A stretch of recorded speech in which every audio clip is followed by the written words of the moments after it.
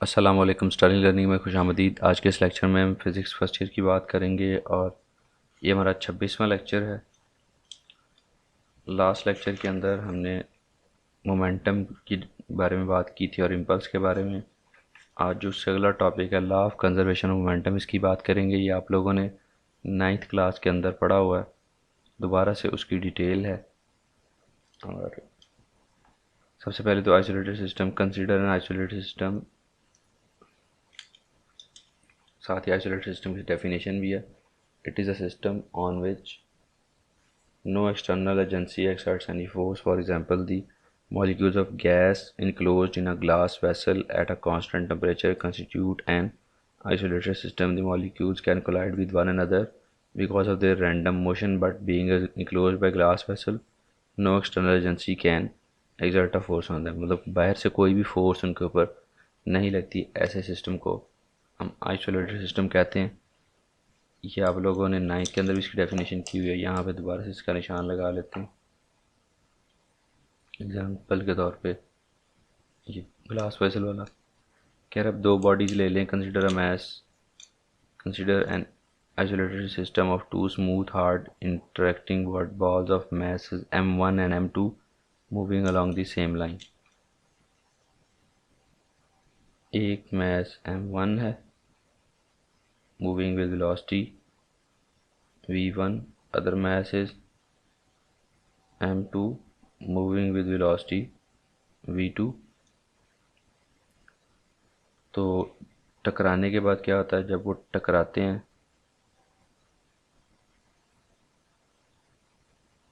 तो ये वेलोसिटी ज़्यादा थी, ये कम थी। दोनों के ऊपर अब पीछे की तरफ एक eight the time of collision एक फोर्स लगती है। उसको ऐसे लाइनों से भी शो कराया जा सकता है और इस तरह से भी। फिर उसके बाद जब टकराने के बाद आगे चलते हैं तो अब इनकी वेलोसिटी बदल चुकी है। अब ये v1 डैश हो चुकी है और ये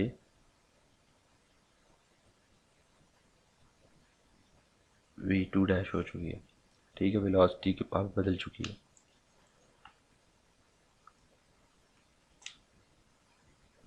So consider an isolated system of two smooth hard interacting balls of masses m1 and m2 moving along the same straight line in the same direction with velocities v1 and v2 respectively. Both balls collide and after collision balls move with the new velocities of v1 dash and v2 dash. To find the change in momentum of m1 using equation 13.1 we have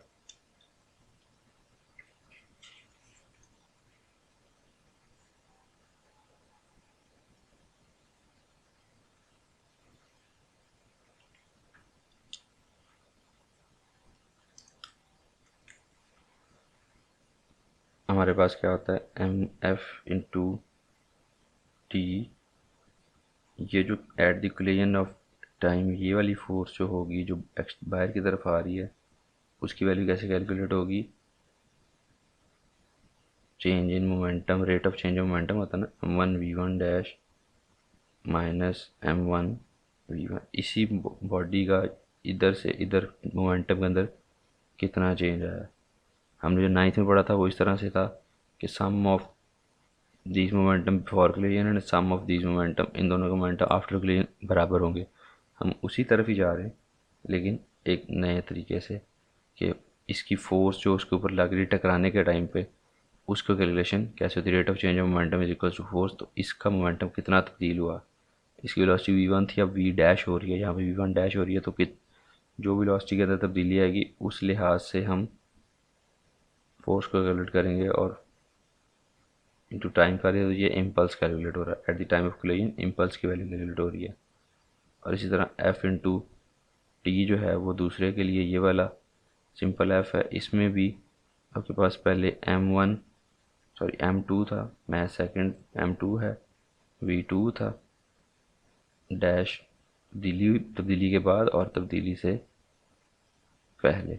ठीक है, after change after collision and eight the time of collision या after collision और before collision, दोनों का difference निकालेंगे तो आपके पास F into T आ जाएगा, चेंज इन मोमेंटम जाएगा। इन दोनों के एक्सप्रेशन को ऐड करने से हमारे पास जो टोटल फोर्स आती है वो क्या आती है, F into T plus F dash into T दोनों प्लस हो रही हैं, तो इस तरफ जो वैल्यूज़ हैं भी प्लस कर देंगे हम। m1 v1 dash minus m1 v1 plus m2 v2 dash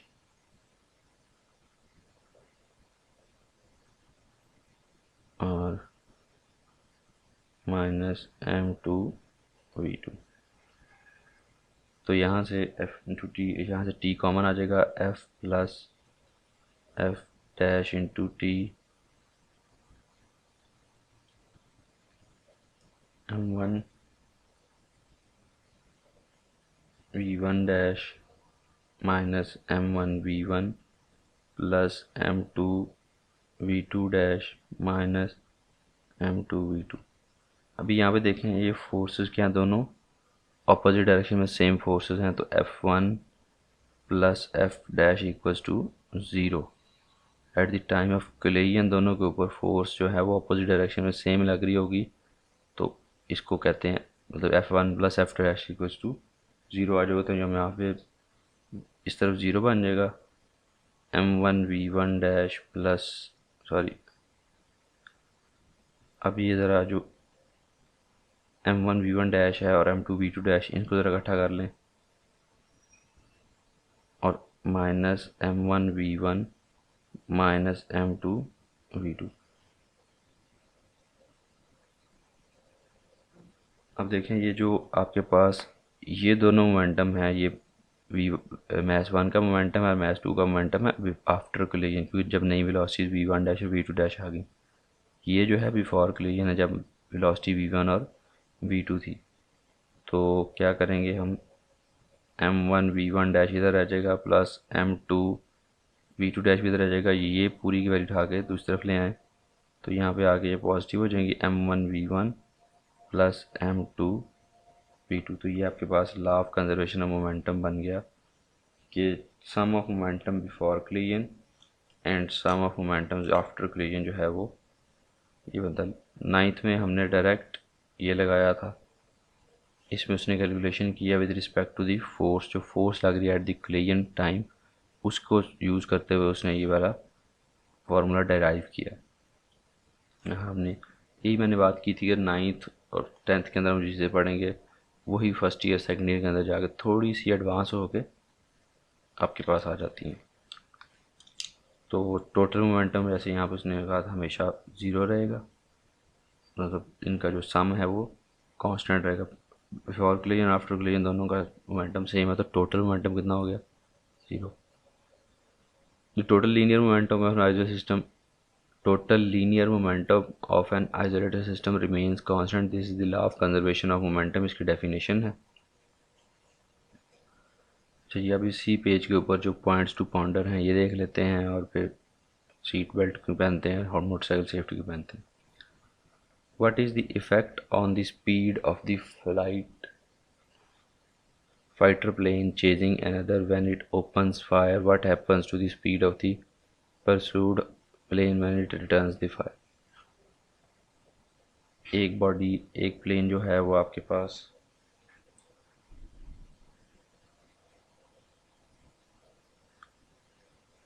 अगर आपको 9th की गन एंड बुलेट वाली एग्जांपल याद है, तो हम क्या करते हैं, जब बुलेट फायर होती थी तो क्या था, गन पीछे की तरफ रिकॉइल करती है।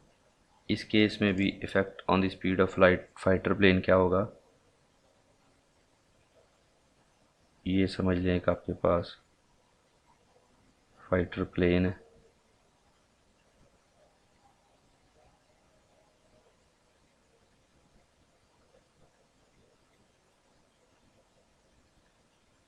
जब ये यहाँ से फायर करेगा अगली तरफ तो इसकी वेलोसिटी कितनी है, वेलोसिटी इस तरफ है, फायर भी इस तरफ कर रहा है, लेकिन ये जब फायर करेगा तो ये यहाँ पे जो इसकी गन है वो पीछे की तरफ रिकॉइल करेगी। जब रिकॉइल करेगी तो फाइटर प्लेन की स्पीड जो है वो स्लो डाउन हो जाएगी, और जब कह रहा है जो पीछे से जा रहा है उसकी स्लो डाउन होगी, और जो आगे जा प्लेन जा रहा है इसी फायर के अगली तरफ यहाँ पे एक प्लेन जा रहा है,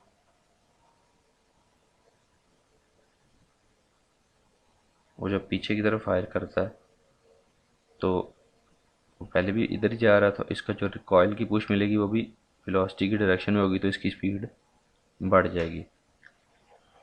When a moving car stops quickly, the passengers move forward toward the windshield. Seat belts change the force of motion and prevent the passengers from moving, thus the chance of injuries greatly reduce। कह रहा है seat belt पहने, seat belt जो है वो आपके जो injury की या स्पीड आपकी स्लो कर देती है और इंजरी के जो चांसेस है वो कम कर देती है। अदरवाइज आप डायरेक्ट टक्कर बजती लगती है, लेकिन अगर आपने कोई रस्सी वगैरह जो सीट बेल्ट कहते हैं वो पहनी हुई तो आप स्लो होकर टक्कर तो हो जाती है कभी बार, लेकिन बहुत स्लो हो जाते हैं। अगर कई दफ़ा टक्कर होती भी, अगर एक्सीडेंट इतना ज़्यादा ना हो तो टक्कर नहीं होती, बंदा बैठा रहता है। लेकिन अगर एक्सीडेंट ज़्यादा भी हो जाए तो टक्कर होगी भी, तो वह इतनी होगी कि आपको ज़्यादा नुकसान नहीं होगा।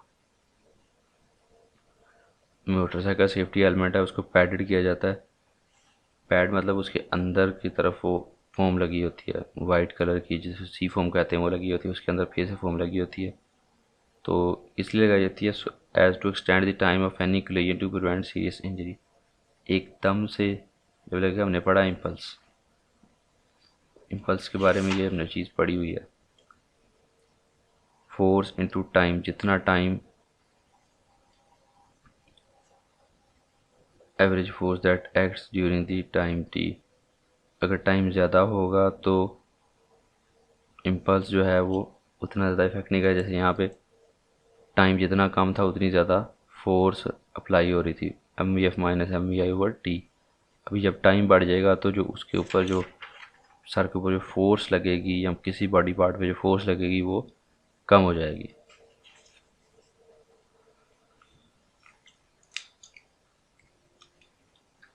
अच्छा जी, elastic and in elastic collisions.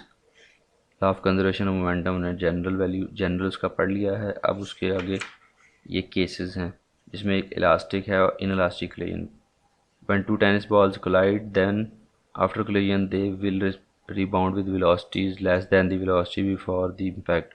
During this process, the portion of kinetic energy is lost partly due to friction with air और दूसरा साउंड की सूरत में। आप जब दीवार पे बॉल मारते हो, टेनिस बॉल दीवार पे मार के कैच करते हो तो क्या होता है, आपको एक आवाज़ आती है। जब दीवार से टक्कर होती है बॉल की तो एक आवाज़ आती है, उसकी वजह से उसके अंदर से जो एनर्जी होती है वो ज़ाया हो जाती है।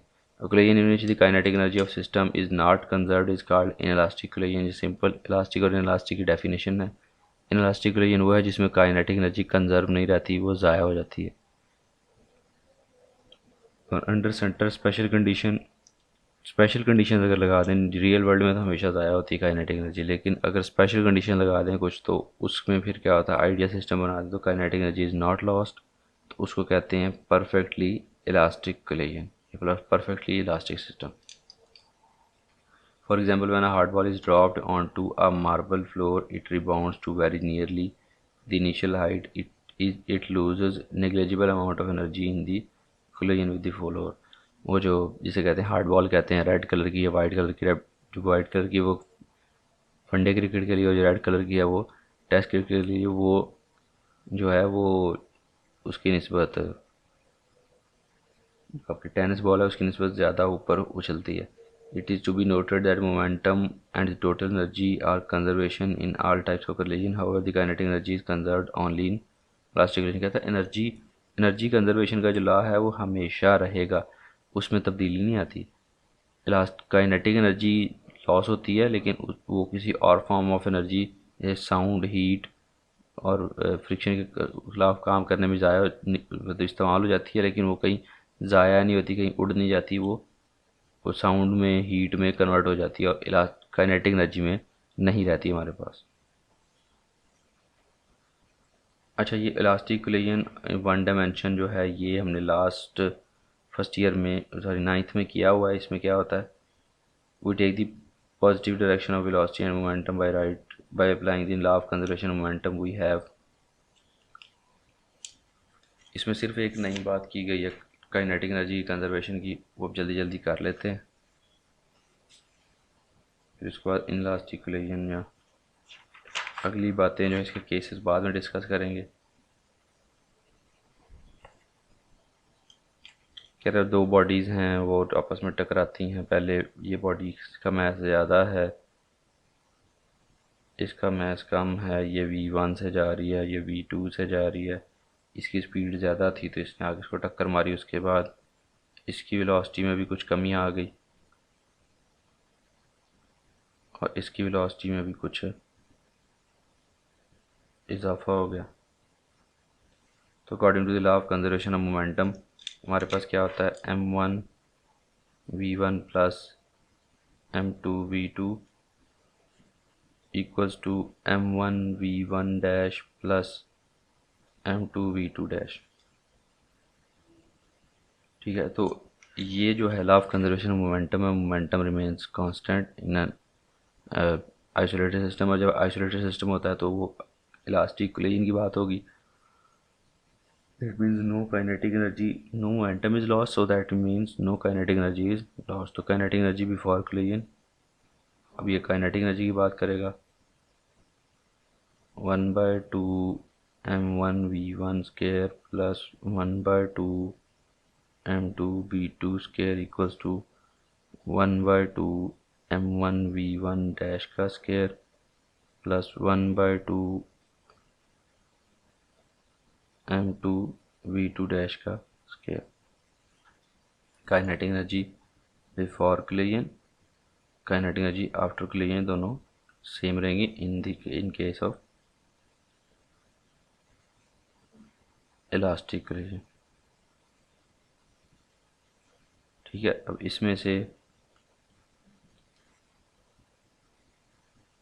आगे जो ज़्यादा डिस्कशन है जिसकी वैल्यूज़ वगैरह कैलकुलेट करना है वो हम नेक्स्ट लेक्चर में कर लेंगे। अभी तक आप सिर्फ इतना ही समझे, यहीं से हम लेक्चर को इंशाल्लाह अगले में कंटिन्यू करेंगे।